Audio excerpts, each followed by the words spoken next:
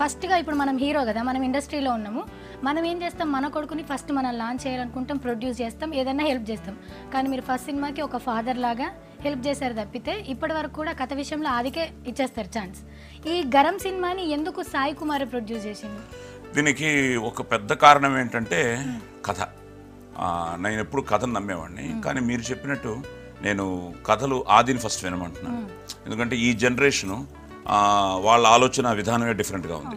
So నేను కూడా చాలా ఏదేదో చెయ్యాలి అన్నది కాకుండా ప్రేమతోనే తీసుకుని కథ నచ్చి ఆ సినిమాకి ఎంత ఖర్చు పెట్టాలో అంత ఖర్చు పెట్టి సినిమా నేను ఎప్పుడు అది అంటాను, కథను బట్టి ఖర్చు పెట్టాలి తప్ప ఏదో హీరోలు బట్టో లేకపోతే ఖర్చు పెట్టాలి, వాళ్ళు 10 మంది డాన్సర్లతో చేశారంటే మనం 10 మంది డాన్సర్లతో చేయాలి అలా కాకుండా కథ ఎప్పుడు కథ. ఇప్పుడు మీరు నమ్మరు, పోలీస్ స్టోరీ ఆ రోజుల్లో ఐ థింక్ 33 లక్షల్లో తీసాం ఆ సినిమా. అలాగే ఆ రోజుల్లో అది 5-6 కోట్లు కలెక్ట్ చేసింది. అంటే ఈ రోజు ఒక 50 కోట్లు, 96 ఐఎమ్ టాకింగ్. సో ఖర్చు పెట్టాలంటే ఖర్చు పెట్టచ్చు, కానీ ఆ కథకి అంతే అవసరం. ఈ రోజుల్లో సినిమా ఏమైపోయిందంటే 4 సార్లు చూసి బాగాలేకపోతే మళ్ళీ తీసి అవసరం కూడా. ఎందుకంటే ఫైనల్గా సినిమా చూసే ప్రేక్షకుడు వాడికి ఇవన్నీ తెలియవు.